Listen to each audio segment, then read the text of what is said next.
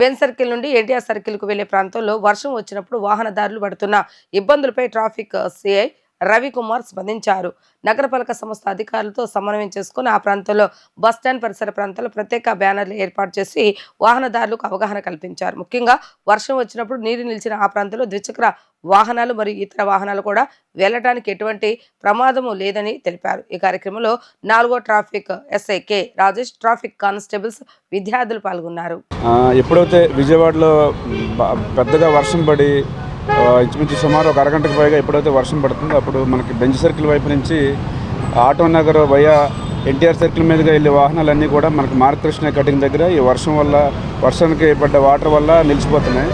దయచేసి ప్రజలందరూ కూడా గమనించాలి. ఎప్పుడైతే వర్షం పడుతుందో అప్పుడు విఎంసీ కమిషనర్ గారు పెట్టిన వాహనాల ద్వారా మేము ఇమీడియట్గా కూడా అక్కడ వాటర్ అనేది తోడించడం జరుగుతుంది. అట్లాగే ప్రజలందరూ గమనించాల్సింది ఏంటంటే కనుక రోడ్డు అనేది కూడా కొంచెం పల్లంగా ఉంది, కానీ మీ యొక్క బైక్ కానీ అట్లాగే మీ యొక్క కారు కానీ సైలెన్సర్ అనేది ఎట్టి పరిస్థితుల్లో కూడా మొలగదు.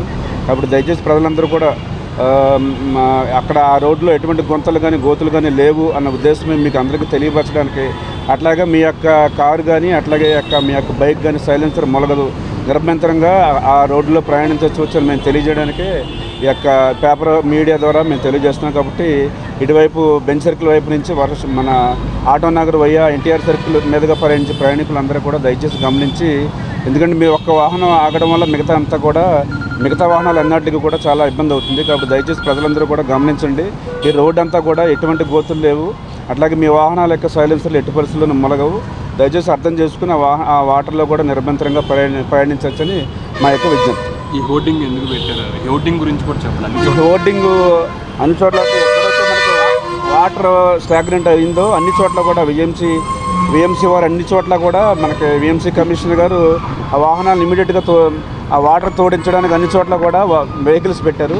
అయితే ఆ వెహికల్స్ ఎక్కడైతే వాటర్ లిఫ్ట్ చేసి మళ్ళీ వేరే ప్లేస్కి వెళ్ళి ఆ వాటర్ పోసేలోపు మళ్ళీ వర్షం వల్ల మళ్ళీ నిండుతుంది, కానీ అక్కడ కూడా మనకి గోతులు లేవు. కాబట్టి దయచేసి గమనించి ఆ గోతులు లేవు అని పబ్లిక్ తెలియజేయడానికి రెండు ఫ్లెక్సీలు పెట్టాము. ఇది మన యొక్క సిపి గారి యొక్క ఉత్తర్వుల ప్రకారం మన ట్రాఫిక్ ఇన్ఛార్జ్ డీసీపీ గారి యొక్క ఆర్డర్స్ ప్రకారం ఇదంతా కూడా జరుగుతుంది. కాబట్టి దయచేసి ప్రజలందరూ కూడా గమనించి ఇక్కడ ఏదేమైనా రోడ్డు మీద గోతులు లేవు, అట్లాగే మీ యొక్క సైలెన్సర్లు ఎట్టి పరిస్థితుల్లోనూ మొలగమని చెప్పేసి గమనించాల్సిందిగా కోరుతున్నాను.